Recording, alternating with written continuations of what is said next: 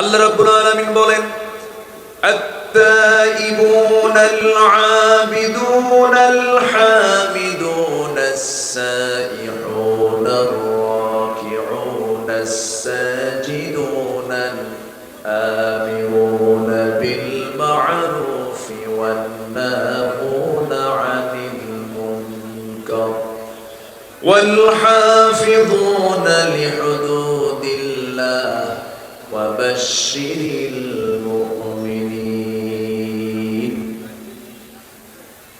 যারা তওবাকারী, যারা ইবাদতকারী, যারা দুনিয়ার মোহ ত্যাগকারী, যারা রুকুকারী, যারা সিজদাকারী, যারা সত্যের আদেশ দানকারী, অসত্য যারা বাধা দানকারী, এরপরে যারা আল্লাহর হুকুমগুলোকে যারা সংরক্ষণ করবে, সেই সমস্ত ব্যক্তিরা। রাসূলকে আল্লাহ তাআলা বলছেন, হে রাসূল, এই সমস্ত গুণে গুণান্বিত যে সমস্ত বান্দা বান্দি, আপনি তাদেরকে ওয়াবাশশিরিল মুমিনিন, তাদেরকে আপনি জান্নাতের সংবাদ দিয়ে দেন। নামাজটা রেগুলার করতে হবে। আজকের মাহফিলে যে সমস্ত মা বোন আসেন, মা বোনদেরকে আমি করজোরে মিনতি জানাই, আজান যখন হয়ে যাবে নামাজের অধীনে কাজ করবেন। আপনি কাজের অধীনে নামাজকে রাখবেন না। যখন আজান হয়ে গেছে, হাইয়া আলাস সালাহ, হাইয়া আলাল ফালাহ, নামাজের দিকে আসো, কল্যাণের দিকে আসো, সেই সময় আমার মা বোন এই হুকুমটা যখন আপনার, এই আজানটা যখন আপনার কানে চলে গেল, সেই সময় আপনার এক নম্বর দায়িত্ব হলো সমস্ত কাজ ফেলে নামাজে দাঁড়িয়ে যাওয়া, নামাজ কেন্দ্রিক সমস্ত কাজের প্ল্যান করা। এই নামাজটা পড়েই, আসর নামাজটা পড়ে আমি এই কাজটা করব, জোহর নামাজটা পড়ে আমি এই কাজটা করব। নামাজ কেন্দ্রিক জীবন যদি আপনি করতে পারেন, আপনার চাইতে সুশৃঙ্খল ব্যক্তি, আপনার চাইতে সুশৃঙ্খল নারী এই দুনিয়া তারা দ্বিতীয়টা হবে না। নামাজ আপনাকে সময় জ্ঞান, সময়ের ব্যাপারে সচেতন করে দেয়। নামাজ আপনাকে রেগুলারিটি নিয়ে আসে। নামাজের মধ্য দিয়ে আপনার মধ্যে শৃঙ্খলা সৃষ্টি হয়ে যাবে। নামাজ কেন্দ্রিক জীবনযাপনটা করবেন। যদি কোনো নারী 5 ওয়াক্ত নামাজ যদি সুন্দর করে পড়তে পারে, রমজান মাসে রোজা যদি ঠিক মতো আদায় করতে পারে, স্বামী যার সঙ্গে ওই নারীর সম্পর্কের মধ্য দিয়া, বৈধ সম্পর্কের মধ্য দিয়া, যখন কোনো নারী কারো স্ত্রীতে চলে গেছেন, যে নারীর স্বামীকে দাম দিতে পারবে, স্বামীর আনুগত্য করতে পারবে, নিজের শরীরের হেফাজত করতে পারবে, আল্লাহ রাসূল বলেছেন, কেউ বলেন না, আল্লাহ রাসূল বলেছেন, ওই নারীর জন্য আল্লাহর 8টা জান্নাতের দরজা খোলা থেকে যাবে। আমার মা, সেজন্য বড় একটা গুণ হচ্ছে নামাজ। দুঃখ লাগে আমার দেশের পুরুষ এবং নারী সমাজ, তাদেরকে প্রত্যেক মাহফিলে নামাজের জন্য বয়ান করতে হয়, নামাজের জন্য নসিহা করতে হয়, বলতে হয়।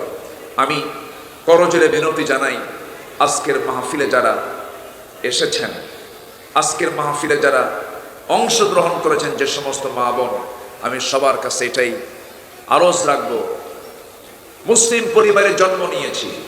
আল ফারকু বাইনাল মুমিন ওয়াল কাফির তারকুস সালাহ। মুমিন এবং কাফিরের ভিতরে পার্থক্য সৃষ্টি করে দেয় যে ইবাদত, সেটা হলো নামাজ, সালাত। সেই সালাতকে আমরা কোনো ক্রমে অবহেলা করে ছেড়ে দেব না। এই সিদ্ধান্ত আমরা এই মাহফিল থেকে নিয়ে যাব। নির্দিষ্ট সময় যেটা আল্লাহ তাআলা নারী সমাজকে মাফ করে দিয়েছেন, এর বাইরে নামাজ ছেড়ে দেওয়ার কোনো সুযোগ নাই। নামাজের গুরুত্বটা এত, আপনি যদি দাঁড়িয়ে না পারেন, বসে পড়বেন। বসে যদি না পারেন, আপনি শুয়ে পড়বেন। মস্তিষ্ক বিকৃত না হওয়া পর্যন্ত আল্লাহ তাআলা নারীর নামাজ, পুরুষের নামাজকে কখনো মাফ করে দেন। নামাজ পড়তে হবে। সফরে আছো, 4 রাকাতকে 2 রাকাত করবে। প্রচন্ড শীত, ওযু বানালে তুমি চরম জটিল রোগে আক্রান্ত হবে। তুমি ফাতায়াম্মামু সাঈদান তাইয়্যিবা, তুমি পবিত্র মাটি দিয়ে তায়াম্মুম করে নাও। আল্লাহ তাআলা সব অপশন রেখে দিয়েছেন। শীতের দিন মোজা পায়ে, মোজার উপরে তুমি মাসহে করে নাও। আল্লাহ তাআলা সব অপশন বান্দার জন্য রেখে দিয়েছেন। আল্লাহ বান্দাকে বোঝা করে কোনো কিছু করে দেননি। এই জন্য আমার মা, আমি সবার কাছে, শুধু আপনি না, আমি আমার গোটা দেশের নারী সমাজকে নিয়েই আমি কথা বলছি। আমি এটা মনে করি, কারণ এখানে মিডিয়া, এখানে প্রযুক্তির কল্যাণে অনেক মিডিয়া এখানে এসেছেন, রেকর্ড করছেন। এর মধ্য দিয়ে গোটা জাতি, নারী সমাজ জানতে পারবেন আমার কথাগুলো। আমি সবাইকে এটাই বলতে চাই, এক নাম্বার, আমার নবীর শেষ জীবনের বিদায়ের পূর্ব লগ্নে শেষ কথা আমার রাসূলের মুখ থেকে যেটা বের হয়েছিল, as-salat as-salat আইমা মালাকাত আইমানুকুম, নামাজ, সালাত তোমরা কেউ কখনো ছেড়ে দেবে না। আল্লাহ তাআলা আমাদের মা বোনদেরকে নামাজের ব্যাপারে যত্নশীলা হওয়ার তৌফিক দান করুন। আল্লাহ তাআলা জান্নাত রেখে দিয়েছেন, কিছু গুণ অর্জন না করলে তো জান্নাত পাওয়া যাবে না। এর মধ্যে একটা বড় গুণ হচ্ছে যারা নামাজের ব্যাপারে যত্নশীল হবে।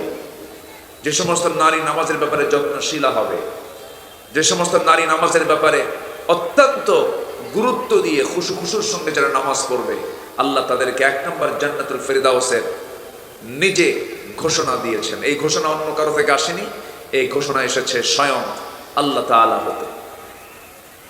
আল্লাহ রাব্বুল আলামিন বলেন, قد أفلح المؤمنون الذين هم في صلاتهم خاشعون والذين هم عن اللغو معرضون والذين هم للزكاة فاعلون والذين هم لفروجهم حافظون إلا على أزواجهم أو ما ملكت أيمانهم فإنهم غير ملومين فمن ابتغى وراء ذلك فأولئك هم العادون والذين هم لأماناتهم وعهدهم راعون والذين هم على صلواتهم يحافظون أولئك هم الوارثون الذين يرثون الفردوس هم فيها خالدون الله رب العالمين কাফিরকে চেনার জন্য সূরা কাফিরুন দিয়েছেন, মুনাফিকদেরকে চেনার জন্য সূরা মুনাফিকুন দিয়েছেন, আর ঈমানদারকে চেনার জন্য সূরা মুমিনুন দিয়েছেন। মুমিন চেনার জন্য 7টা গুণ কারোর মধ্যে পাওয়া গেলে সেটাই হলো প্রকৃত মুমিন। নাম্বার 1, নামাজের ব্যাপারে যারা অত্যন্ত সতর্ক থাকবে, খুশুর সঙ্গে মনোযোগী যারা হবে। নাম্বার 2, জিহ্বাকে যারা সংযত রাখবে। الصلاة وآتينا الزكاة وأطعنا الله ورسوله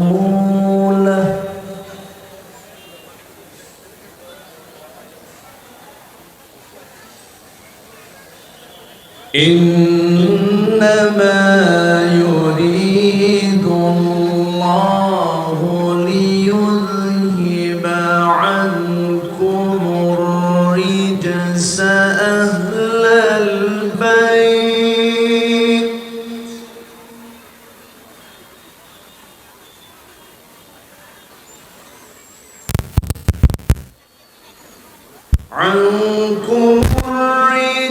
أهل البيت ويطهركم تطهيرا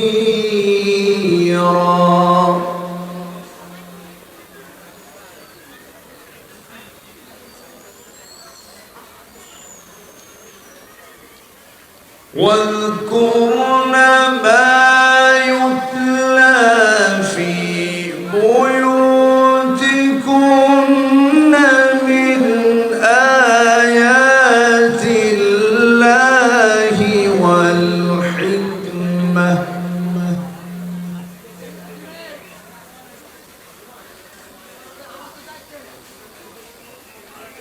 إن الله كان لطيفا خبيرا.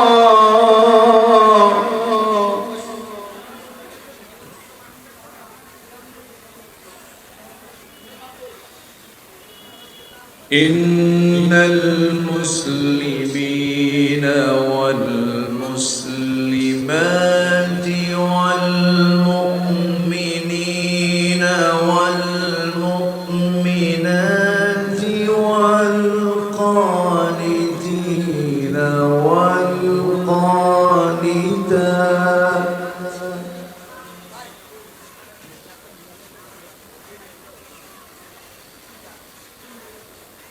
والصادقين والصادقات والصابرين والصابرات والخاشعين والخاشعات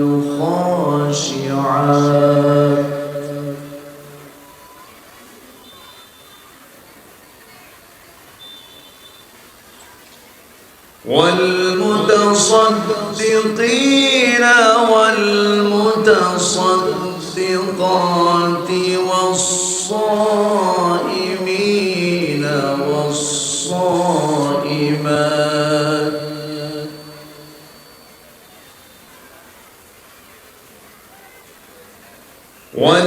والحافظين فروجهم والحافظات والذاكرين الله كثيرا والذاكرات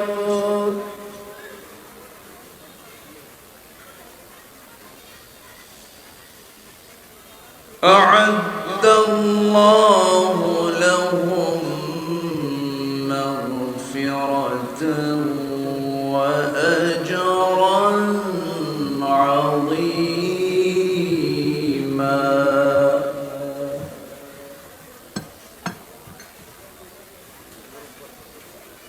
الله أكبر. بسم الله الرحمن الرحيم.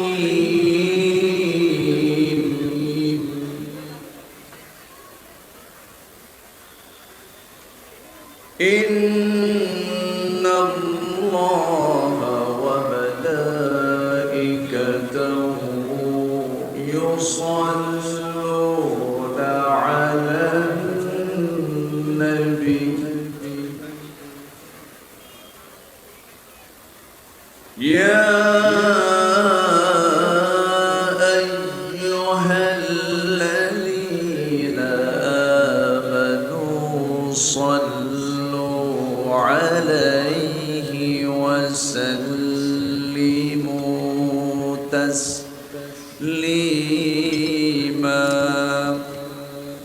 اللهم صل على محمد وعلى آل محمد كما صليت على إبراهيم وعلى آل إبراهيم إنك حميد مجيد.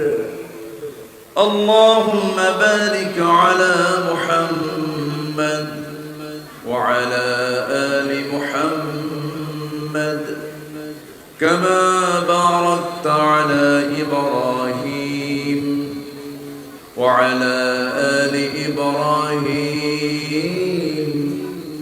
إنك حميد مجيد.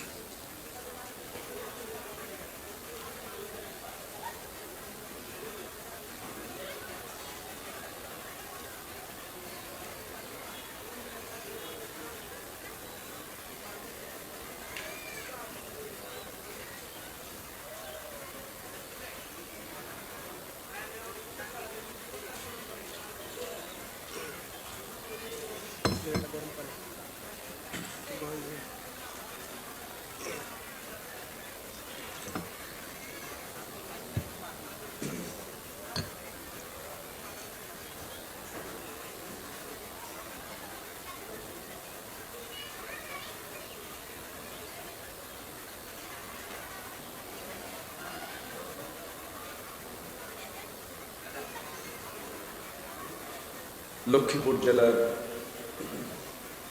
রায়পুর উপজেলার ঐতিহাসিক তাহেরিয়া রসিমউদ্দিন ঈদগাহ মাঠে অনুষ্ঠিত আওলাদে রাসূল সাল্লাল্লাহু আলাইহি ওয়াসাল্লাম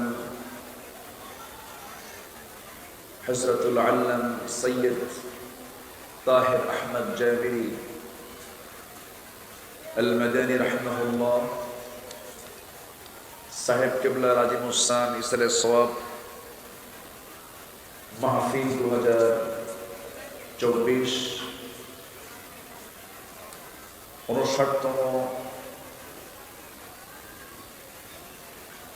বার্ষিকী মাহফিলের 3 দিন ব্যাপী আয়োজনের মহিলা সমাবেশের সম্মানিত সুযোগ্য সভাপতি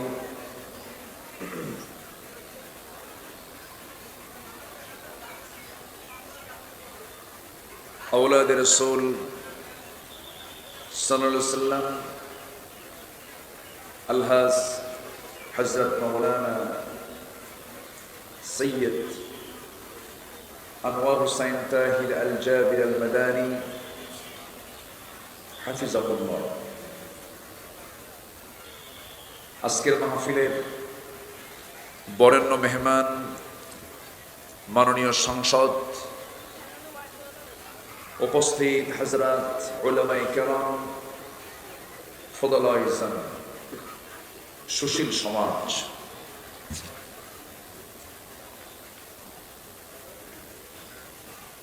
আজকের মাহফিলের প্রধান আকর্ষণ যাদেরকে নিয়ে আজকের এই সাজানো গোছানো বর্ণাঢ্য আয়োজন, তাওহীদের পতাকাবাহী, কালেমার ঝান্ডাবাহী, দ্বীন ইসলামের নরসার্দুল সম্মানিত প্রাণপ্রিয় দ্বীনী ভাইরা এবং আজকের মাহফিলের অন্যতম বিশেষ আকর্ষণ আমার সম্মানিতা শ্রদ্ধেয়া সর্বগুণে গুণান্বিতা মা বোনেরা, আলোচনার সূচনায় আনুষ্ঠানিকতার মধ্য দিয়ে আমার পক্ষ থেকে আবারও দিল খোলা সালাম, আসসালামু আলাইকুম ওয়া রাহমাতুল্লাহি ওয়া বারাকাতুহু। মহান রব্বুল আলামিনের অশেষ শুকর যে মহান আল্লাহ সুবহানাহু ওয়া তাআলা অসংখ্য মানুষের মাঝ থেকে বাছাই করে যিনি এমন সুন্দর একটা আয়োজনে, এমন বরকতি মজলিসে আসার বসার তৌফিক দিয়েছেন, সেই মহান জাল্লা শানুহুর দরবারে লাখো কোটি সুজুদ শুকর আদায় করি। মুহাব্বাতান চুপি চুপি দিল থেকে বলে উঠছি আলহামদুলিল্লাহ। সম্মানিত উপস্থিতি, সম্মানিত মা বোন,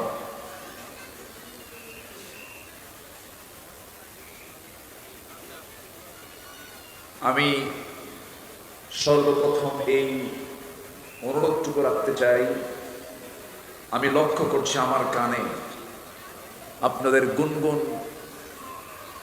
আপনাদের কানাকানি কিছু কথা, কিছু আওয়াজ আমার কান পর্যন্ত ভেসে আসছে। আমি সবার কাছে বিনীত আরজ রাখবো, দয়া করে কোনো কথা না বলে আলোচনায় মনোযোগী হয়ে যায়, কারণ আল্লাহর কালাম শোনার ক্ষেত্রে দুটো আদব লক্ষণীয়, যেটা আমার আল্লাহ তাআলা খুব সুস্পষ্ট আকারে জানিয়ে দিয়েছেন। একটা হলো ফাসতামিউ লাহু ওয়া আনসিতু, মনোযোগ সহকারে শোনা ওয়া আনসিতু এবং চুপ থাকা, এই দুটা হুকুম কিন্তু সাধারণ কোনো হুকুম নয়। এটা আল্লাহ তাআলা সকল নর এবং নারীকে কোরআনের আলোচনা, কোরআনে কারীমের তেলাওয়াতের সময় অর্ডার দিয়েছেন, মনোযোগ সহকারে শোনো এবং চুপ থাকো। যদি এই দুটো জিনিস যদি আজকের এই মাহফিলে বসে যদি আমরা হারিয়ে ফেলি, তাহলে কোরআনে কারীমের একটা আয়াতের হুকুম থেকে আমি বঞ্চিত হলাম এবং কোরআনের যে একটা সৌন্দর্য, কোরআনে কারীমের যে একটা হক, সেই হক থেকে আমি বঞ্চিত হয়ে গেলাম। এই জন্য আমি সর্বপ্রথম মা বোনকে এটাই বলতে চাই, মেহেরবানি করে আমরা একটু চুপ থেকে,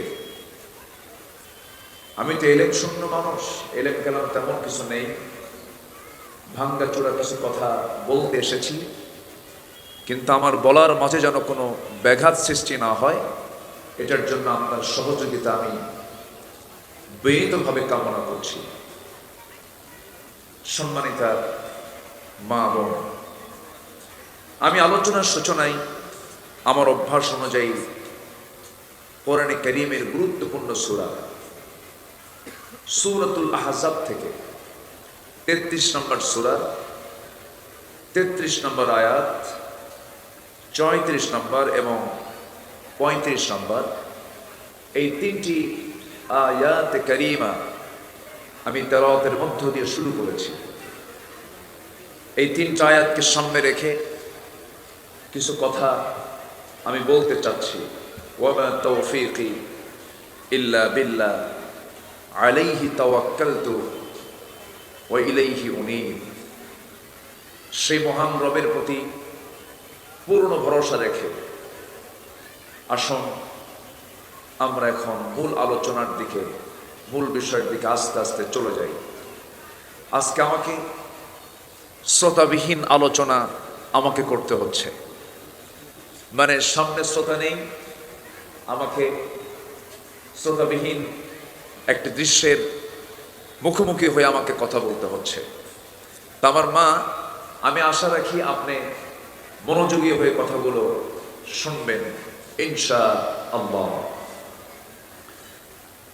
এখানে নির্দিষ্ট একটি সাবজেক্ট আমাকে দেওয়া হয়েছে, সেটা হলো ইসলামী সমাজ প্রতিষ্ঠায় নারী সমাজের ভূমিকা।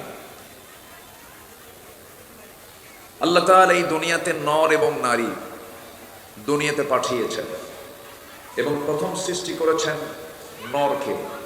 সৃষ্টি করে আল্লাহ তাআলা জান্নাতে রেখে দিয়েছিলেন। সেদিক থেকে পুরুষ হলো সিনিয়র আর নারী হলেন জুনিয়র, কারণ পৃথিবীর প্রথম সৃষ্টি হলো নর, এরপরে হচ্ছেন নারী।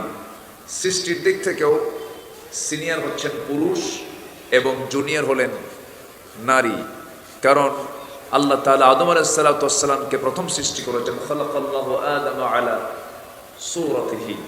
এরপর আল্লাহ তাআলা নারীকে সৃষ্টি করেছেন। কিন্তু সওয়াবের প্রাপ্তির দিক থেকে, সওয়াবের মানে ভাগাভাগির দিক থেকে পুরুষ বেশি পাবে, নারী বেশি পাবে, এমনটা কিন্তু নয়। আল্লাহ তাআলা উভয়কে জান্নাত দিবেন, উভয়কে সমান পুরস্কার দিবেন। আল্লাহ তাআলা সূরা নাহলের 97 নম্বর আয়াতে আল্লাহ তাআলা সুন্দর করে বলছেন, আল্লাহ রাব্বুল আলামিন বলেন, মান আমিলা সালিহান মিন যাকারিন আও উনসা ওয়া হুয়া মুমিনুন ফালানুহয়িয়ান্নাহু হায়াতান তাইয়্যিবা ওয়া লানাজজিয়ান্নাহুম আজরাহুম বিআহসানি মা কানু ইয়ামালুন। আল্লাহু আকবার। আল্লাহ রাব্বুল আলামিন নর এবং নারীর নেক আমলের যে পুরস্কার, পুরুষকে যেমন দিবেন নারীকেও তেমন দিবেন। জান্নাত আল্লাহ তাআলা রেডি রেখেছেন শুধু পুরুষ জাতির জন্য নয়, নারী জাতির জন্য রেডি রেখেছেন।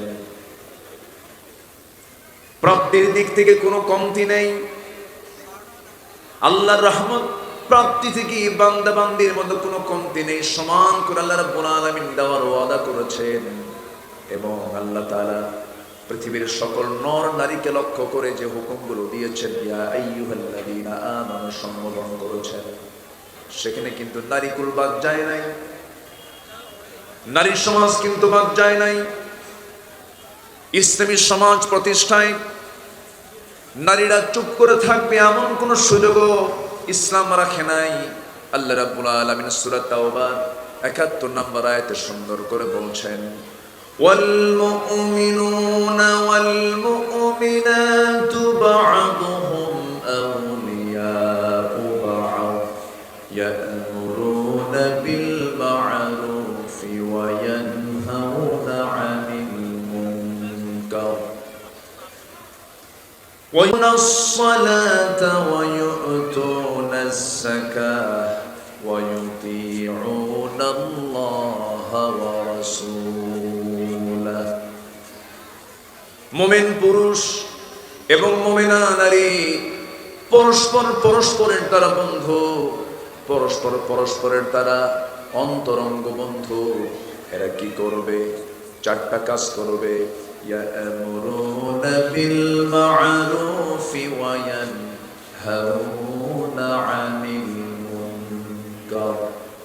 সৎ কাজের আদেশ দেবে, অসৎ কাজের বাধা দেবে, নামাজ কায়েমের সংগ্রাম করবে, যাকাত আদায় করবে। এরপরে তারা জীবনের সকল জায়গায় আল্লাহ এবং রাসূলের তারা আনুগত্য করবে। তাহলে দেখুন আল্লাহ তাআলা সূরা তাওবার ৭১ নম্বর আয়াতে যে হুকুমটা করেছেন, এখানে নারী কুল কিন্তু বাদ যায় নাই, নারী সমাজ বাদ যায় নাই। নামাজ কায়েমের সংগ্রামে, সৎ কাজের আদেশে, অসৎ কাজের বাধা প্রদানে, জীবনের সকল দ্বীনের খেদমতের আঞ্জামে নারীকে কোনো কাজে বাদ রাখা যাবে না, নারীকেও সেই কাজ করতে হবে। কিন্তু একটা কন্ডিশন, সেটা হলো পর্দার হুকুমটা মেনে চলতে হবে। 16 আনা। একটা নারী যতগুলো গুণগত দিক আছে, এর মধ্যে শ্রেষ্ঠ গুণগত দিক হলো নারীর পর্দাটা। এই পর্দার বিধানটা আল্লাহ রাব্বুল আলামিন আজ থেকে ১৫০০ বছর আগে দিয়ে দিয়েছেন।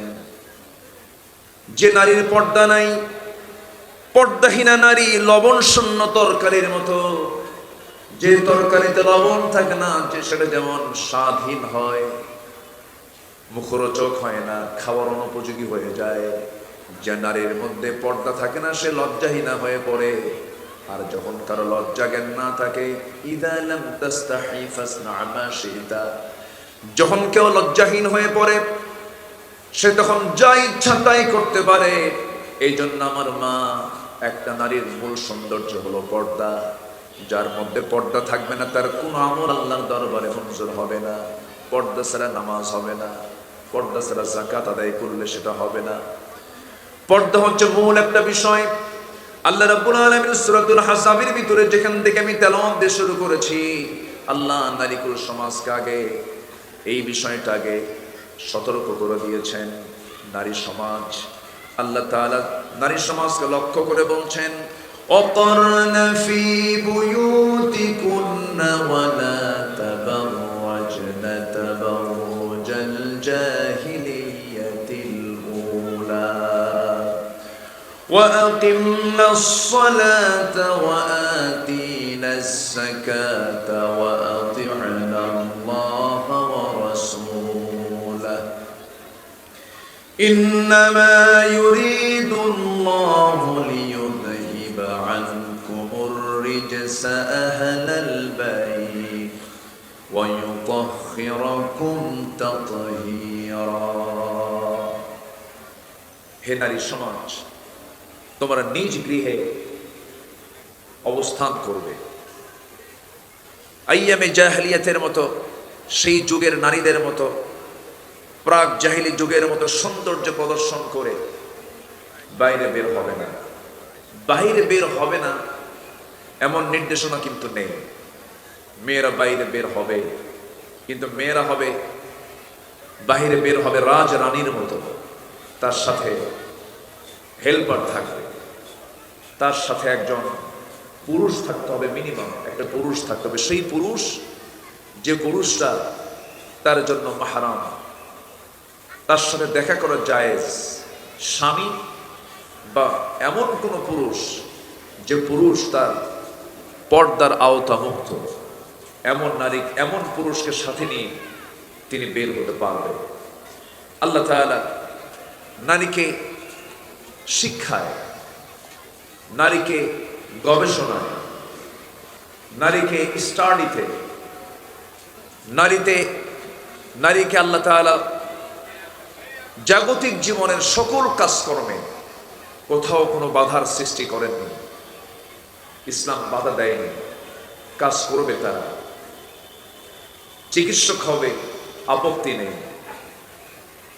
গবেষক হবে আপত্তি নেই, সমাজ সেবার কাজে তারা নিজেকে নিয়োজিত রাখবে আপত্তি নেই। কিন্তু সবচাইতে বড় কন্ডিশন হলো তাকে পর্দার যে ফরজ বিধান, এই বিধানকে মেনে তাকে চলতে হবে। এবং আরেকটা বিষয় লক্ষণীয়, আর রিজালু কাওয়ামুনা আলান নিসা, নারীদের পরিচালক হবে হলো পুরুষ। আমার রাসূল একদিন নারী সমাজকে লক্ষ্য করে বয়ান করছিলেন, ইয়া মা'আশারান নিসা তাসাদ্দাকনা, হে নারী সমাজ তোমরা বেশি করে দান করো। ফাইন্না উরিতুকুন্না, কারণ আমাকে দেখানো হয়েছে তোমাদের ম্যাক্সিমাম, অধিকাংশ নারী জাহান্নামী। সম্মানিত মা, এই যে মেয়েরা অধিকাংশ জাহান্নামে যাবে, এর নানাবিধ কারণের মধ্যে অন্যতম একটি কারণ হলো মেয়েদের, নারী সমাজের পর্দাহীনতা। এই পর্দাহীনতার কারণে আজকে সমাজ ধ্বংসের মুখোমুখি, ধ্বংসের চূড়ান্ত পর্যায়ে আমরা এখন লক্ষ্য করছি। এই গোটা পৃথিবীর দ্বিতীয় বৃহত্তম মুসলিম জনপদ বাংলাদেশ, সেই বাংলাদেশে 17 থেকে 18 কোটি মুসলমানের বসবাস। সেই দেশে যদি জরিপ করা হয়, এই দেশে যে পরিমাণ সংখ্যক মুসলিমা মুমিনা নারী, তাদের ভিতরে কত পার্সেন্ট নারী পর্দায় থাকেন, কমপ্লিট পর্দায় থাকে নারীর সংখ্যা? আমার মনে হয় এটা কোনো পার্সেন্টেজে আসবে কিনা, শতকরা হিসাবে আসবে কিনা সন্দেহ। কিন্তু এই সিচুয়েশন কেন হলো? এই অবস্থা সৃষ্টির পেছনে প্রিন্টিং মিডিয়া, স্যাটেলাইট মিডিয়া, বিশেষ করে আমাদের প্রতিবেশী রাষ্ট্র, প্রতিবেশী দেশ,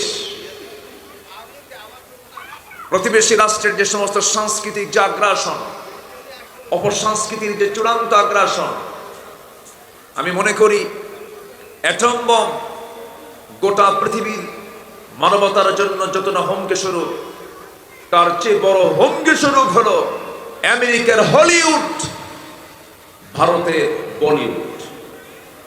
এগুলো কাজ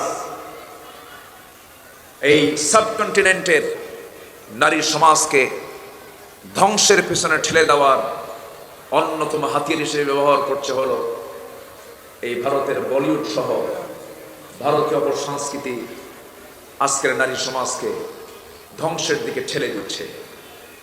সেই স্রোতের বিপরীতে আপনাকে অবস্থান করতে হবে। আপনার বাড়ির ডিশ অ্যান্টিনার যে বিভিন্ন মিডিয়াগুলো আছে, আপনার ডিভাইসগুলো আছে, এগুলোকে আপনার কন্ট্রোল করতে হবে। চোখে দেখতে মন চাইলেই দেখা যাবে না, শুনতে মন চাইলেই শোনা যাবে না, ভাবতে মন চাইলেই ভাবা যাবে না। কারণ চোখ, কান, শ্রবণ শক্তি দৃষ্টি শক্তি, অন্তর শক্তি সব একদিন জিজ্ঞাসিত হবে আল্লাহর আদালতে। আল্লাহ রাব্বুল আলামিন বলেন, ইন্নাস সামআ ওয়াল বাসারা ওয়াল ফুআদা কুল্লু উলাইকা কানা আনহু মাসউলা। শ্রবণ শক্তি, দৃষ্টি শক্তি, অন্তর শক্তি সব একদিন জিজ্ঞাসিত হবে আল্লাহর কাছে। এই জন্য চোখ দিয়ে সব কিছু দেখা যাবে না, কান দিয়ে সব কিছু শোনা যাবে না, অন্তর দিয়ে সব কাজে চিন্তা করা যাবে না। নির্দিষ্ট একটা টাইম আল্লাহ রাব্বুল আলামিন আমাকে আপনাকে দিয়েছেন। লা ইস্তাখিরুনা সাআতান ওয়া লা ইস্তাকদিমুন। যার এক সেকেন্ড আগেও মরণ হবে না, এক সেকেন্ড পরেও মরণ হবে না। যখন সময় হয়ে যাবে, জান কবজের প্রক্রিয়া শুরু হয়ে যাবে, দুনিয়া থেকে বিদায় ঘন্টা বেজে যাবে, আমাকে কেউ আটকাতে পারবে না। আল্লাহর ফয়সালা, আমাকে সঙ্গে সঙ্গে দুনিয়া থেকে বিদায় নিতে হবে, ট্রান্সফার হতে হবে। আলমে আরওয়াহে ছিলাম, এখন আমরা আলমে জাহানে আছি। আলমে জাহান থেকে যখন আল্লাহর হুকুম হয়ে যাবে, আমরা আলমে বারজাখে চলে যাব, কবরের জিন্দেগিতে চলে যাব। কবরের জিন্দেগি থেকে আল্লাহ রাব্বুল আলামিন এই জায়গা থেকে অন্তর্বর্তীকালীন সময় থেকে আমাদেরকে কিয়ামতের মুখোমুখি করে দিবেন। বিচার শুরু হয়ে যাবে, হাসর শুরু হয়ে যাবে, আমার সামনে মিজান চলে আসবে, পুল সিরাত চলে আসবে, সব কিছু মুখোমুখি আমাকে হতে হবে। এই জন্যই জাগতিক জীবনে আল্লাহ রাব্বুল আলামিন তার কালামের মধ্যে যে হুকুমগুলো দিয়ে দিয়েছেন, সেই হুকুমগুলোকে পুরোপুরি ফলো করতে হবে। কোরআন তো এমন একটা ম্যাপের নাম, যদি কেউ এই মুহূর্তে অজানা পথ ধরুন কক্সবাজারের মেরিন ড্রাইভে যেতে চায়, টেকনাফে যদি যেতে চায়, অথবা পঞ্চগড় জেলার বাংলা বান্ধায় যদি যেতে চায়, যাওয়ার জন্য যদি সে রাস্তা নাও চেনে, গুগল ম্যাপে সার্চ দিয়ে যেমন সে তার নির্দিষ্ট লক্ষ্য পর্যন্ত পৌঁছতে পারে, দুনিয়ার মানুষের সামান্য এই জ্ঞানের মাধ্যম দিয়ে যদি এই ম্যাপ দেখে দেখে যদি নির্দিষ্ট জায়গায় যেতে পারে, আল্লাহ তাআলা কোরআন নামক এমন একটা কিতাব দিয়েছেন, এর মধ্যে এমন একটা ম্যাপ আল্লাহ তাআলা দিয়ে দিয়েছেন, যে ম্যাপটা ইমানদার বান্দা যদি খুঁজে বের করতে পারে, এই ম্যাপ দেখে দেখে বান্দা সোজা এই ম্যাপটাকে জান্নাতের দরজায় পৌঁছায়া দেবে। আমার মা, একটু চুপি চুপি আমরা বলি সুবহানাল্লাহ। সম্মানিত মা, আমি কিন্তু আপনাদের কথা আমি এখনো গুনগুন গুনগুন আওয়াজ আমি এখনো শুনতে পাচ্ছি। ওই যে একটা গল্প মনে পড়লো আমার, এক রাজা বলে দিছে, প্রজাদের মাঝে ঘোষণা করেছে, যে প্রজা সবচেয়ে বড় মিথ্যা কথা বলতে পারবে তাকে বিশাল বড় পুরস্কারে পুরস্কৃত করা হবে। এক বেচারি এসে বলে, জাহাপনা, আমি একটা মিথ্যা কথা বলতে চাই। কি মিথ্যা? কাছ থেকে দেখলাম একটা মশা একটা হাতিরে খায় ফেলছে। রাজা বললে, এটা কোনো মিথ্যা হলো? এ তো অযৌক্তিক কথা, মশা কোনোদিন হাতি খাইতে পারে? তোমার এটা মিথ্যা হলো না। আরেকজন প্রজা এসে বলে, জাহাপনা, আমি একটা মিথ্যা কথা বলতে চাই। কি মিথ্যা? কাশতে নিয়ে দেখলাম দুই মহিলা পাশাপাশি মুখোমুখি হয়েছে, পাশাপাশি বসেছে, কিন্তু তাদের দুজনের মাঝে কোনো কথা হয়নি। তখন রাজামশাই বলতে, হ্যাঁ, এবার বলছো তুমি মিথ্যা কথা, কারণ দুই মহিলা পাশাপাশি বসে কথা বলবে না, দেখা হবে, চোখাচোখি হবে, কথা হবে না, এর চাইতে বড় মিথ্যা কথা আল্লাহর জমিনে আর নাই। আমার মা, আমার মনে হয় এরকম কিছু একটা হচ্ছে। আমি শুরুতেই বলে দিয়েছি, মেহেরবানি করে কথা বলা যাবে না, সাইলেন্ট থাকতে হবে, আলোচনার বিঘ্নতা চলে আসে। মেহেরবানি করে একটু কন্ট্রোল হন, নিয়ন্ত্রিত থাকুন। মাহফিলের সৌন্দর্য রক্ষার দায়িত্ব একার নয়, সবার। এই মাহফিলের সবাই স্বেচ্ছাসেবক, সবাই স্বেচ্ছাসেবিকা, এই ভূমিকা পালন করবেন। আমি এটা অত্যন্ত বিনয়ের সাথে, আন্তরিকতার সাথে আমি আপনাদের কাছে অনুরোধ করছি, একটু মেহেরবানি করে কানটা খাড়া করে মনোযোগ দিয়ে কথাগুলো শুনবেন বলে আশা করি। সম্মানিতা মা বোন, আমি মূল আয়াতের দিকে ইতিমধ্যে আমি প্রবেশ করেছি। আল্লাহ তাআলার প্রথম হুকুম হলো, তোমরা বিনা প্রয়োজনে বাইরে বের হবে না, ভিতরে অবস্থান করবে, বাড়িতে অবস্থান করবে। বাইরে বের হলে পর্দার মতো পরিবেশ নিয়ে সম্ভ্রান্ত সম্মানজনক আচরণ প্রদর্শনের মানসিকতা নিয়ে তুমি বাইরে বের হবে। এই হুকুমটা কোনো মোল্লার নয়, কোনো হুজুরের নয়। এই হুকুমটা হচ্ছে মহান আল্লাহ তাআলা। এবং আল্লাহ তাআলা এখানে নারী সমাজকেও নামাজ কায়েমের ক্ষেত্রে অর্ডার দিয়েছেন, যাকাত আদায়ের ক্ষেত্রে অর্ডার দিয়েছেন। যেমন এই হুকুমটা আল্লাহ তাআলা পুরুষ সমাজকেও দিয়েছেন। অর্থাৎ এখান থেকে প্রমাণ হলো, দিন কায়েমের সংগ্রামে, নামাজ প্রতিষ্ঠায়, যাকাত প্রতিষ্ঠায় পুরুষ যেমন ভূমিকা পালন করবে, নারীও সেই ভূমিকা পালন করবে। কিন্তু কন্ডিশন হলো, পরিচালনায় থাকতে হবে পুরুষ, কিন্তু ভূমিকা যে হুকুম, এই হুকুম তাকে অবশ্যই পালন করতে হবে। সম্মানিত মা, আল্লাহ তাআলা আপনাদের নামাজকে কিছু সময়ের জন্য অফ করে দিয়েছেন, সিয়ামকে কিছু সময়ের জন্য অফ করে দিয়েছেন। কিন্তু সিয়াম পরবর্তীতে ফাইদ্দাতুম মিন আইয়ামিন উখর, পরবর্তীতে এটাকে আদায় করতে হয়। কিন্তু নামাজ যেটা আপনার প্রাকৃতিক কারণে, অসুস্থতার কারণে, অসুস্থতা মানে হচ্ছে ন্যাচারাল, এটা সেই অসুস্থতা নয় যে অসুস্থতা না হলে আপনি আরো অসুস্থ হয়ে পড়বেন। এই ঋতুস্রাবের কারণে আল্লাহ তাআলা আপনার নামাজকে মাফ করে দিয়েছেন। এই নামাজ আপনার জন্য মাফ, আল্লাহ তাআলা এই ছাড়টা আপনার জন্য দিয়েছেন। আবার অন্যদিকে আমার রাসূল বলেছেন, তোমাদের মধ্যে কিছু দ্বীনের ঘাটতি আছে, তোমাদের মধ্যে জ্ঞানের কিছু ঘাটতি আছে। সাহাবীরা বললেন, ইয়া রাসূলুল্লাহ, আমাদের দ্বীনের ঘাটতিটা কি? আমাদের বুদ্ধির ঘাটতিটা কি? আমাদের বুদ্ধির নোকসানটা কি? আমাদের দ্বীনের নোকসানটা কি? আমার রাসূল বললেন, বুদ্ধির ঘাটতি হলো, পুরুষ সাক্ষী হলো একজন, আর একজন পুরুষের বিপরীতে সাক্ষী নারী লাগে হলো দুজন। এটা হলো বুদ্ধির ঘাটতি, জ্ঞানের ঘাটতি। আর দ্বীনের ঘাটতি হলো পুরুষের জন্য সারা জীবন মস্তিষ্ক বিকৃত না হওয়া পর্যন্ত সুস্থ মানুষের জন্য 5 ওয়াক্ত নামাজ একটা ওয়াক্তের জন্য তার কখনো মাফ নেই। কিন্তু নারীকে আল্লাহ তাআলা তার প্রাকৃতিক কারণে মাসের নির্দিষ্ট সময় 3 থেকে শুরু করে নিয়ে 10 দিন পর্যন্ত আল্লাহ তাআলা তার নামাজকে মাফ করে দিয়েছেন। এটা হলো তার দ্বীনের ঘাটতি। আমার রাসূল এই কথা বললেন, তোমরা এই জন্য বেশি বেশি করে অন্য কোনো আমল করে এটাকে আগিয়ে নাও, বেশি করে দান করো, সাদকা করো। আমার রাসূল এটা শিখায় দিয়েছেন। সম্মানিত মা, এই নামাজ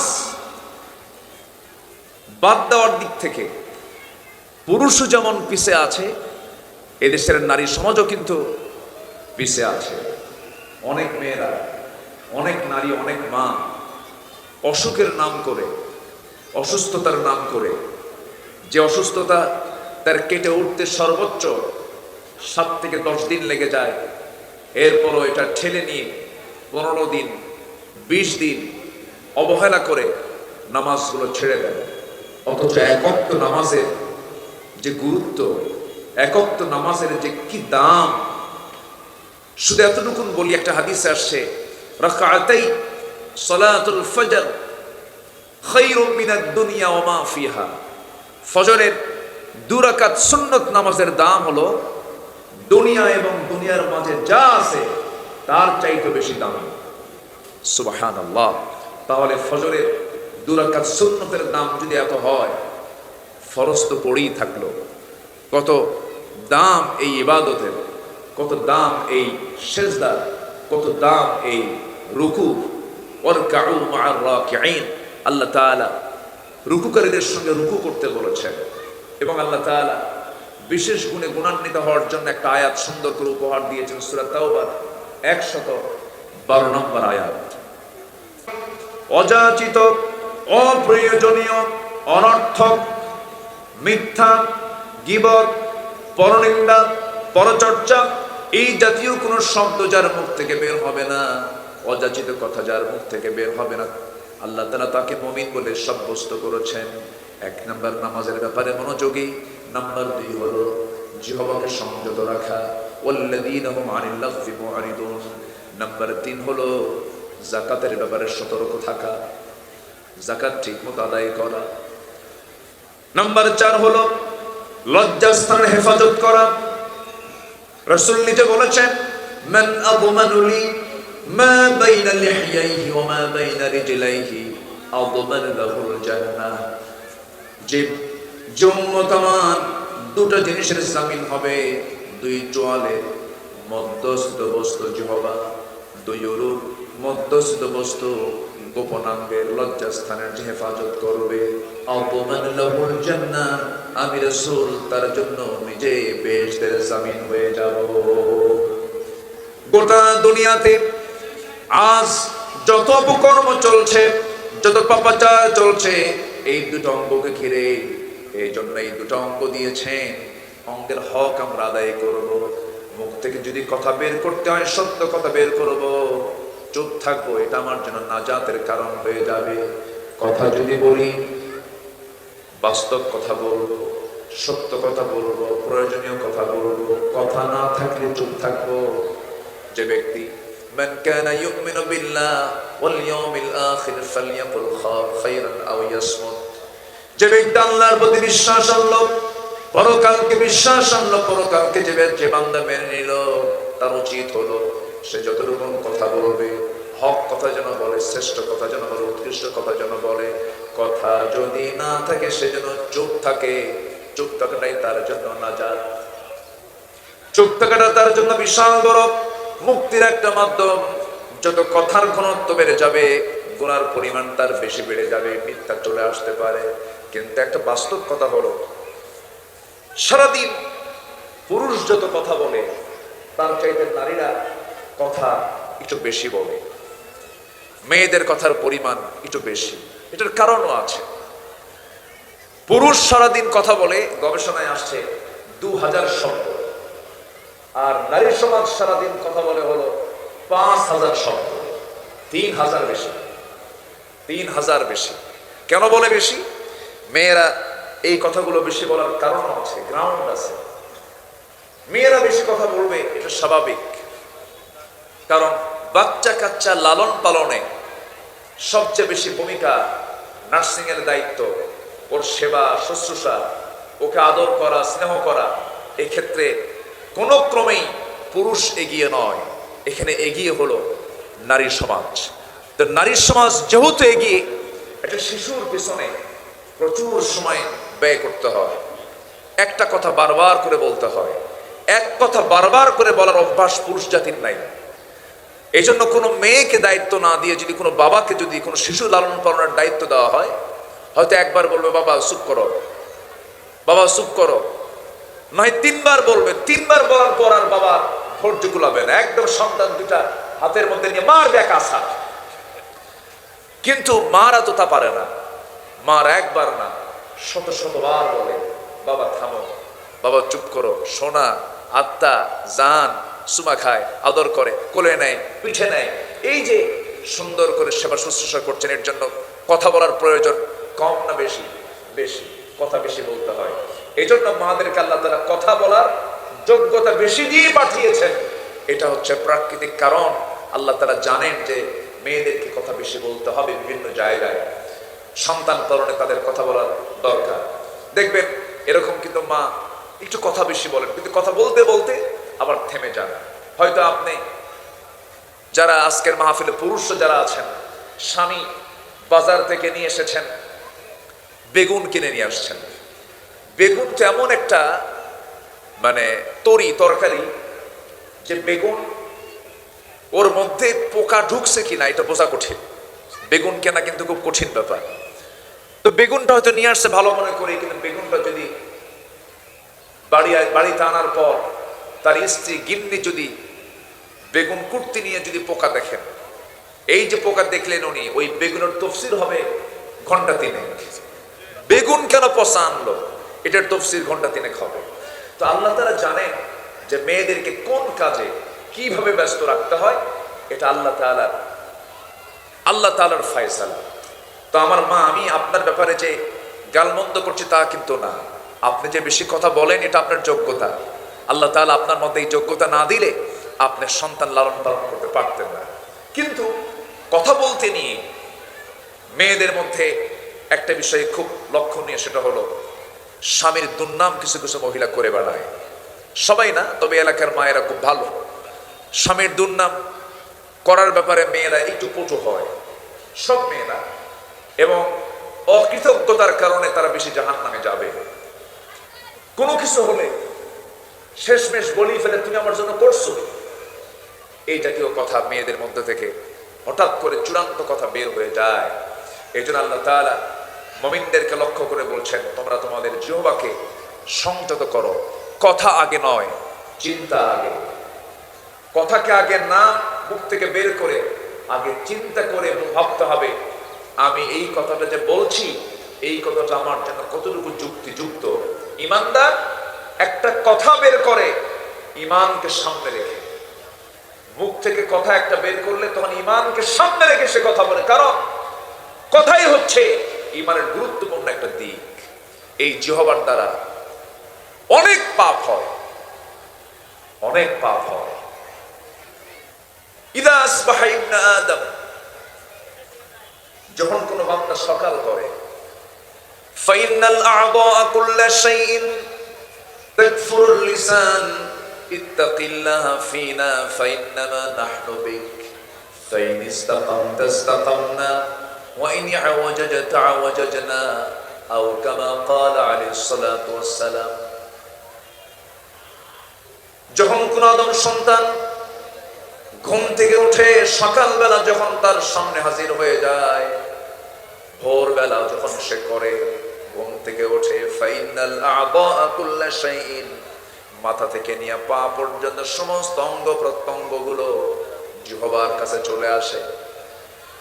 জিহ্বার কাছে সে বলে, ইত্তাকিল্লাহা ফিনা, হে জিহ্বা তুমি আমাদের জন্য আল্লাহকে ভয় করো, ফাইন্নামা নাহনু বিক, আমরা তোমার সঙ্গে 24 ঘন্টা থেকে যাই। ফাইন ইসতাকামতা ইসতাকামনা, তুমি যদি ঠিক থেকে যাও আমরাও ঠিক থেকে যাব, আর তুমি যদি ব্যাঠিক হয়ে যাও আমরাও ব্যাঠিক হয়ে যাব। তাহলে বোঝা গেল আমার আপনার যে বডি আল্লাহ তাআলা দিয়েছেন মাথা থেকে পা পর্যন্ত, এই বডির রাজধানী হচ্ছে, মূল সেন্টার হলো জিহ্বা। জিহ্বাকে কন্ট্রোল করার জন্য আল্লাহ তাআলা বলেছেন, নামাজকে সুন্দর করে খুশুর সঙ্গে আদায় করো। দেহের রাজধানী কন্ট্রোল যায়, কন্ট্রোল রুম হলো জিহ্বা। জিহ্বাকে সংযত করো, অনর্থক কোনো কথা বলতে যাও না। নাম্বার 3 হলো যাকাতটা ঠিক মতো আদায় করো। নাম্বার 4 হলো আল্লাহ রাব্বুল আলামিন বান্দাকে এবার লজ্জাস্থানের ব্যাপারে সতর্ক থাকতে বলেছেন। লজ্জাস্থানের তুমি হেফাজত করো, এবং তোমার গুনাহ হয়ে যাবে এমন কোনো, জিনার গুনাহ হয়ে যাবে এমন কোনো কাজে তুমি অগ্রগামী হবে না। চোখ দিয়ে খারাপ কিছু দেখা যাবে না, কান দিয়ে খারাপ কিছু শোনা যাবে না। আল্লাহ তাআলা জিনা করতে তো মানা করেছেন, কিন্তু জিনার নিকটে যেতেই মানা করেছেন আগে, ওয়ালা তাকরাবুস জিনা ইন্নাহু কানা ফাহিশাতান ওয়া সাআ সাবিলা। নিকৃষ্ট পথ এটা, জিনার নিকটে যেও না। জিনার নিকটটা কি? মোবাইলে চ্যাটিং করা, মোবাইলে কথা বলা, ভাইবার, লাইন, হোয়াটসঅ্যাপ, ইমো, এই সমস্ত অ্যাপসগুলোতে ইনস্টল করে নেওয়া পরপুরুষকে পর নারীকে ইনবক্সে চ্যাট করা, ইনবক্সে নক করা, এটা হচ্ছে সম্পূর্ণ হারাম কাজ।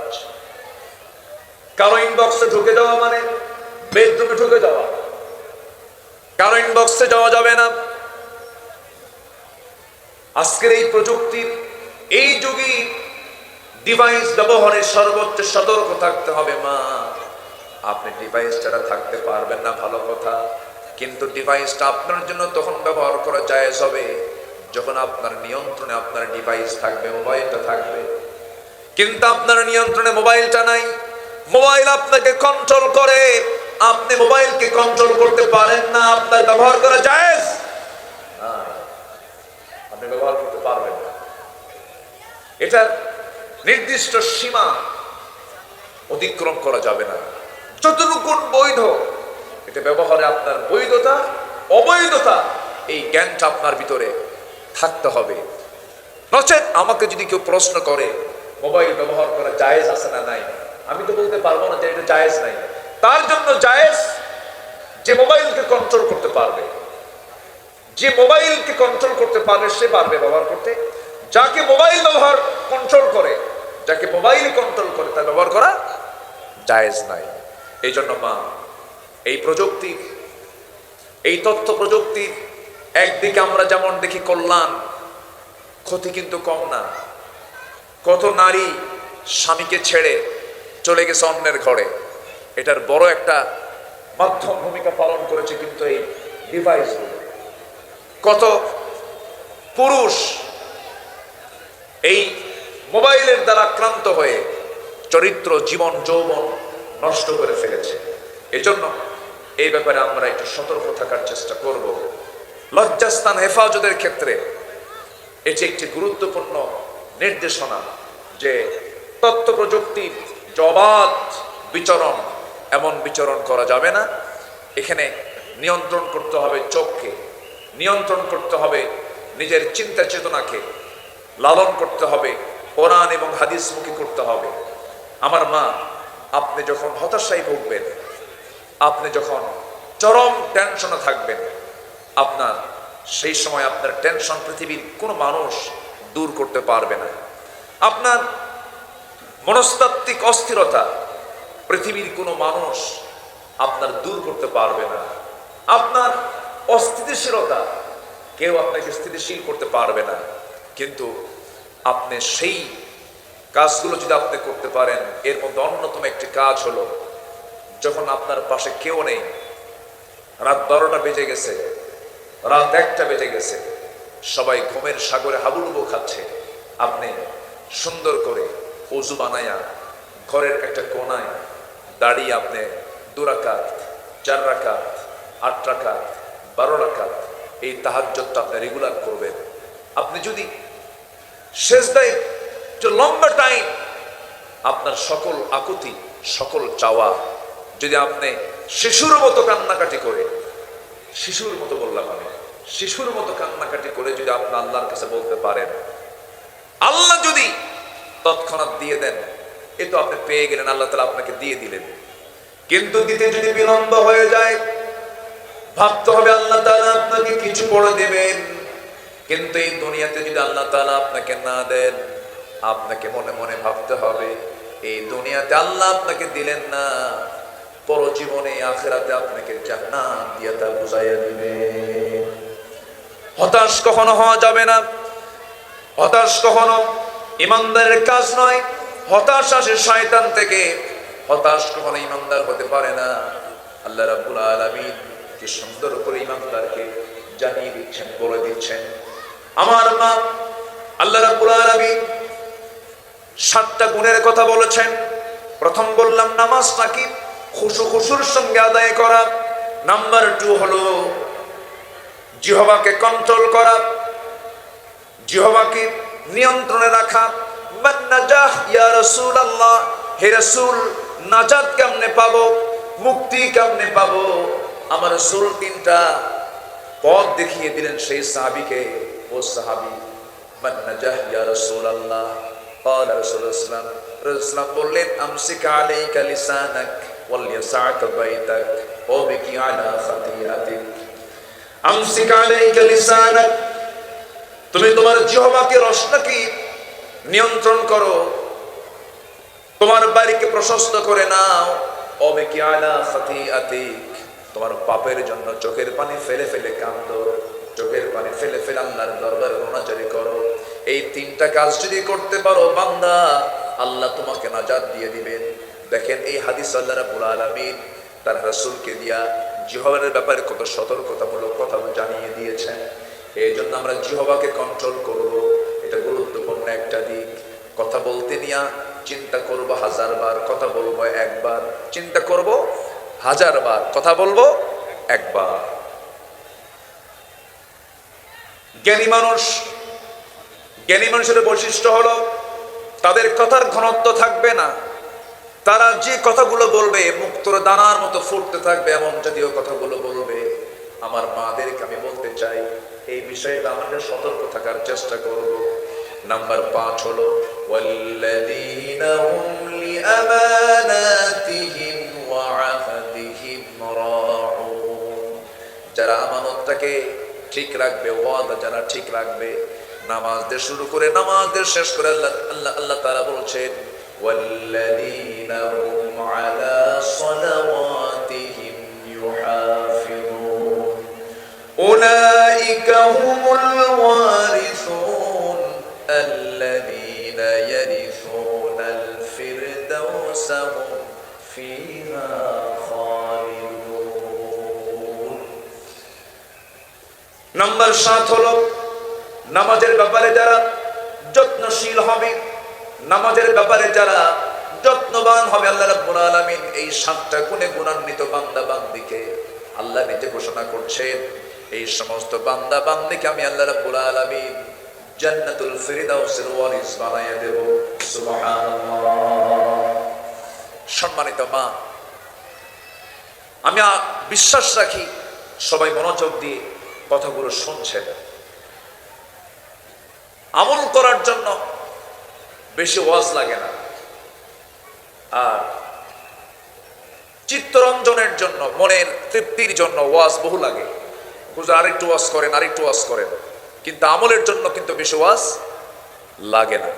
আমার মা, আমি এতক্ষণ ধরে যে কথাগুলো বললাম, যদি আপনি এই কথাগুলো যদি আপনি ফলো করতে পারেন, আমরা যদি ফলো কোরআনে কারীমের মতো কিতাবের মধ্যে কোট করেছেন, যাদের নাম কোরআনে কোট করা, তাদের ইতিহাসগুলো আপনার জানা অতীব জরুরি। যেরকম আসিয়া আলাইহিস সালাতু ওয়াস সালাম, মারিয়াম আলাইহিস সালাতু ওয়াস সালাম, আম্মা জান আয়েশা সিদ্দিকা রাদিয়াল্লাহু তাআলা আনহা, যার শানে আল্লাহ তাআলা একাধিক আয়াত নাযিল করেছেন। এই সমস্ত মহিয়সী নারীদেরকে জানার জন্য আপনার চূড়ান্ত মুজাহাদা থাকতে হবে। আপনার মডেল হবেন তারা। আম্মা জান আয়েশা কেমন ছিলেন, ফাতিমা কেমন ছিলেন, আসিয়া আলাইহিস সালাতু ওয়াস সালামের মতো নারী পৃথিবী থেকে আর আসবে? কি ছিল তার ঈমান? তিনি ফেরাউনের ঘরের সদস্য হয়েও ঈমান হারা হননি। আর আজকে মুসলিম পরিবারের সদস্য হয়ে স্বামী মুসলমান, বউ ঈমান হারা, অথচ ফেরাউনের ঘরের স্ত্রী হচ্ছেন আসিয়া আলাইহিস সালাতু ওয়াস সালাম। হাসতে হাসতে মৃত্যুর দুয়ারে পৌঁছেছেন, ঈমান হারা হননি। আমার মা, আপনাকে ঈমানের মতো দৌলতকে সংরক্ষণ করতে হবে। আসিয়া আলাইহিস সালাতু ওয়াস সালাম, তিনি এই দুনিয়ার সমস্ত ফ্যাসিলিটি পেয়েছিলেন। একজন রাষ্ট্রনায়কের স্ত্রী হওয়া মানে কি? বিশাল বড় গুরুত্বপূর্ণ পদ। ইমরাআত ফিরআউন, অথচ সেই ইমরাআত ফিরআউন এত বড় একটা পদবি থাকার পরেও তিনি রাষ্ট্রের সমস্ত সুযোগ সুবিধাকে মাইনাস করলেন, সামাজিক মর্যাদা মাইনাস করলেন, পরিবারকে মাইনাস করলেন, সব কিছুকে মাইনাস করে তিনি সবচেয়ে আপন করে নিলেন আমার আল্লাহ তাআলাকে। আল্লাহ তাআলা তার সম্মানটা এত বাড়ায় দিলেন, এত উঁচুতে তাকে উঠায় দিলেন, তার নাম আল্লাহ তাআলা কোরআনে কারীমের মতো কিতাবের মধ্যে উল্লেখ করলেন। যখন তার স্বামী ঈমান হারা হওয়ার জন্য তাকে চাপ প্রয়োগ করে, তিনি বললেন, আপনি আমাকে যতবার বলবেন আমার ঈমান তত মজবুত হয়ে যাবে। যখন আসিয়ার সামনে যখন এক দাসীকে টেনে আনা হলো, দাসীকে টেনে এনে বললো, আসিয়া তুমি কি জানো এও নাকি ইসলাম কবুল করেছে, একে তোমার চোখের সামনে দুনিয়া থেকে বিদায় করলো। তাকে ভয় সৃষ্টি করার জন্য এই কৌশল করা হলো। আসিয়ার চোখের সামনে দাসীকে ধরে নিয়া হাতের মধ্যে পেরেক, পায়ের মধ্যে পেরেক দিয়া একটা করে অঙ্গ হানি করা হয়, আর বলে, আসিয়া এখনো সময় আছে, তোমাকে একই কায়দায় দুনিয়া থেকে বিদায় করে দেওয়া হবে। আসিয়া আলাইহিস সালাতু ওয়াস সালাম সঙ্গে সঙ্গে বলছেন, স্বামী আমার, আপনি আমাকে যে ভয়ে ভীত করার জন্য চেষ্টা করছেন, আপনি আমার প্রতি অত্যাচার যত বাড়াবেন, আমার প্রতি জুলুম যত বাড়াবেন, আমার ঈমান তত পাকা হয়ে যাবে, আমার ঈমান তত মজবুত হয়ে যাবে। এক পর্যায়ে যখন হামানরা পরামর্শ করে বলল, ফেরাউন শোনো, বুকের শত্রু, বড় শত্রু, দুনিয়া থেকে তাকে বিদায় করতে হবে। আসিয়া আলাইহিস সালাতু ওয়াস সালামের চোখের সামনে যখন জাল্লাত রেডি করা হলো, আসিয়া আলাইহিস সালাতু ওয়াস সালামের হাত পা বেঁধে ফেলা হলো, করাত দিয়ে কপালে যখন চেরা শুরু করবে, এমন সময় আসিয়া আলাইহিস সালাতু ওয়াস সালাম আল্লাহর সামনে দাঁড়ায়া আল্লাহকে মুখোমুখি করে আল্লাহর দরবারে এমন একটা দোয়া করলেন, এমন সুন্দর দোয়া তিনি করেছেন, সেই দোয়া আল্লাহ রাব্বুল আলামিন কোরআনে কারীমের মতো কিতাবের মধ্যে কোট করে দিয়েছেন। কি সুন্দর দোয়া, কি সুন্দর করে তিনি বলছেন, আয় আল্লাহ তাআলা, তুমি আমার জন্য ইনদাকা বাইতান ফিল জান্নাহ, রব্বি বিনিলি ইনদাকা বাইতান ফিল জান্নাহ ওয়া নাজ্জিনি মিন ফিরাউনা ওয়া আমালিহি। আল্লাহ তুমি আমার জন্য বানায়া দাও ইনদাকা, তোমার কাছে, বাইতান একটা ঘর, ফিল জান্নাহ, জান্নাতের মধ্যে একটা ঘর তুমি আমাকে দিবা। বুয়ুতুন বহুবচন, তিনি বলছেন একটা ঘর তুমি আমাকে দিবা। বাইতান শব্দ আসছে, একটা ঘর হওয়া চাই, কিন্তু শর্ত হলো ইনদাকা, তোমার কাছে, মানে তোমার ঘরের সাথেই আমাকে ছোট্ট একটা ঘর বানায়া দিবা। ওয়া নাজ্জিনি মিন ফিরাউন, ফিরাউনের অত্যাচার থেকে তুমি আল্লাহ আমাকে বাঁচায় দিবা। ওয়া আমালিহি, তার অপকর্ম থেকে তুমি আল্লাহ আমাকে বাঁচায় দিবা। দুনিয়া থেকে হাসতে হাসতে বিদায় নিয়েছেন, করতের তলে মাথা রেখেছেন, কিন্তু ঈমান হারা হন নাই আসিয়া আলাইহিস সালাতু ওয়াস সালাম। এমন চেতনা আপনাকে লালন করতে হবে মা, এমন চেতনা লালন করে দুনিয়া থেকে বিদায় নিতে হবে। ঈমান হারা হওয়া যাবে না। আপনাকে আদর্শ মা হতে হবে, আব্দুল্লাহ বিন জুবাইরের মার মতো মা হতে হবে। আসমা বিনত আবু বকর সিদ্দিকা রাদিয়াল্লাহু তাআলা আনহা, তার সন্তান আব্দুল্লাহ বিন জুবাইর, হাজ্জাজ বিন ইউসুফ জালিম শাসকের সময় হাজ্জাজ বিন ইউসুফের লোকেরা মুসলিম মুজাহিদদেরকে ধরে দুনিয়া থেকে বিদায় করে দিতেছে। এমন সময় আব্দুল্লাহ বিন জুবাইর, বৃদ্ধা মা, 80 ঊর্ধ্ব বয়স, মাকে ডাক দিয়ে বলছে, মা তুমি কি জানো হাজ্জাজ বিন ইউসুফের লোকেরা মুসলিম মুজাহিদদেরকে ধরে কান কেটে নিচ্ছে, চোখ তুলে নিচ্ছে, মেরে ফেলতেছে, জুলুম করতেছে। মা, আমি কি সেই যুদ্ধে অংশগ্রহণ করব নাকি? আসমা বিনত আবু বকর সিদ্দিকা রাদিয়াল্লাহু আনহা বলছেন, আমার কলিজার টুকরার সন্তান আব্দুল্লাহ রে, তুই আমাকে কি বোঝাতে চাস? তুই এত বড় ভীত হলি কেমনে? তোর বাবাটা কি তুই কি জানিস না? আব্দুল্লাহ, আমি তোর মা, তুই কি আমার পরিচয়টা জানিস না? আমি বুড়া হয়ে গেছি, তুই আমাকে নিয়ে কি টেনশন করছিস? তুই যুদ্ধের ময়দানে যাবি, শহীদ হয়ে যাবি। আমি তোকে একটা যুক্তি বুঝাই দিচ্ছি, আমার কলিজার টুকরার সন্তান শোন। ছাগল জব করার পরে ছাগলটাকে কিমা করে খাবে, না ভুনা করে খাবে, না ফ্রাই করে খাবে, ছাগল যেমন টের পায় না, তুই যুদ্ধের ময়দানে অংশগ্রহণ করে তুই শহীদ হয়ে যাবি। শহীদ হওয়ার পর তোর চোখ তুললো, কান কাটলো, না নাক কাটলো, এটা তোর দেখার বিষয় না, তুই তো এটা টের পাবি না, তুই জান্নাতে চলে যাবি। দুনিয়া থেকে শহীদের মর্যাদা লাভ করে দুনিয়া থেকে বিদায় হবি। আর আমি আমার সন্তান শহীদ হওয়ার বদৌলতে আমি আসমা শহীদের মা হওয়ার গৌরব অর্জন করতে পারবো। সমাজ প্রতিষ্ঠায়, দিন প্রতিষ্ঠায় যুগে যুগে সাহাবে কেরামদের যে ভূমিকা ছিল, সেই ভূমিকা যেন আমাদের ইতিহাস থেকে যেন আমরা শিক্ষা নিয়ে, আমার মা বোন আপনারা যেন সেই শিক্ষাগুলো নিয়ে জীবনে বাস্তবায়ন করতে পারেন, এই আশাবাদ আমি কামনা করছি। আসমা বিনত আবু বকর সিদ্দিকা রাদিয়াল্লাহু তাআলা আনহা যখন দেখলেন তার কলিজার টুকরার সন্তান আব্দুল্লাহ বিন জুবাইরকে শহীদ করে তার দুটো পা উপর করে গাছের সাথে বেঁধে রেখেছে। কেউ সেই লাশ নামানোর সাহস পায়নি। আসমা বিনত আবু বকর সিদ্দিক রাদিয়াল্লাহু তাআলা আনহা তিনি সোজা চলে গেলেন। বুড়া মানুষ, চামড়াগুলো কুঁচকে গেছে, বুড়ি মহিলা, অশুদ্ধ বয়স। হাজ্জাজ বিন ইউসুফের সময় তিনি সাহসী মহিষী একজন নারী, তিনি নিজেই চলে গেছেন সন্তানকে দেখার জন্য। গিয়ে দেখেন লাশটা ঝুলায় রাখছে, গাছের সঙ্গে বেঁধে রাখছে পা। তিনি সেখানে সামনে দাঁড়িয়ে সাহসিকতা নিয়ে বললেন, দিনের পথের মুজাহিদের সুয়ার থেকে এখনো নামানোর সময় হয়নি, নামার সময় হয়নি। লোকজন সব হাজির হলো, লাশটা নিচে নামানো হলো। সন্তানকে শেষ দেখা দেখলেন, তাকে চুম্বন করলেন, তাকে বিদায়ী জানালেন। তার দিলের মধ্যে কি সাহসিকতা, কি জজবা কাজ করেছে। উপস্থিত সকল মুজাহিদদের, উপস্থিত সকল মুসলিমদেরকে লক্ষ্য করে একটা হাদিস তিনি বর্ণনা করলেন। হে আমার উপস্থিত ভাইয়েরা, আমি আমার রাসূলের মুখ থেকে নিজ জবানে শুনেছি, রাসূল বলেছেন বনু সাকিফ গোত্রের এক জালিম শাসকের আগমন ঘটবে। আমি দেখতে পাচ্ছি সেই জালিম শাসক হলো হাজ্জাজ বিন ইউসুফ। সম্মানিত মা, এমনই ভূমিকা ছিল যুগে যুগে নারীদের। সেই মহিষী নারী হোক আপনাদের মডেল, আল্লাহ তাআলা কবুল করুন। উহুদের ময়দানে আমার রাসূল শহীদ হয়েছেন এমন গুজব যখন রটানো হলো, মদিনার এক মহিষী নারীর কাছে সংবাদ চলে গেল। তিনি ঘর থেকে বের হলেন। বের হওয়া মাত্রই সবাই বলল, তুমি দৌড়ায় দৌড়ায় যাও, কোথায় যাচ্ছ? শুনলাম রাসূল নাকি ইন্তেকাল করেছেন, শাহাদাত বরণ করেছেন। তুমি কি জানো তোমার কলিজার টুকরা সন্তান শহীদ হয়েছেন? সন্তান শহীদ হয়েছে এই নিউজ আমি আগে জানতে চাই না, আমি জানতে চাই আমার রাসূল কেমন আছেন। বলা হলো কিছুক্ষণ পর, তুমি কি জানো তোমার প্রাণপ্রিয় স্বামী শাহাদাত বরণ করেছেন? আমি জানতে চাই না এমন নিউজ, আমি জানতে চাই আমার রাসূল কেমন আছেন।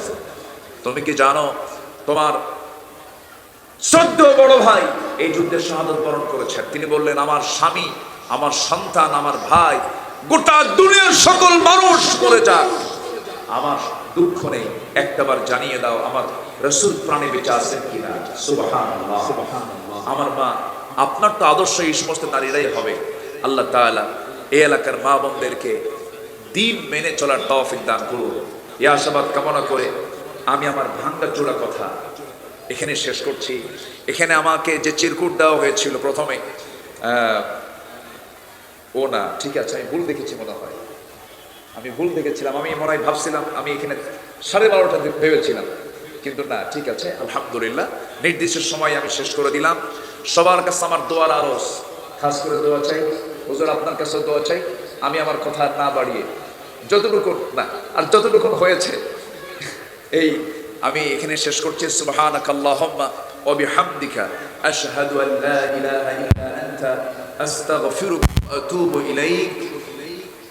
আসসালামু আলাইকুম ওয়া রাহমাতুল্লাহি ওয়া বারাকাতুহু।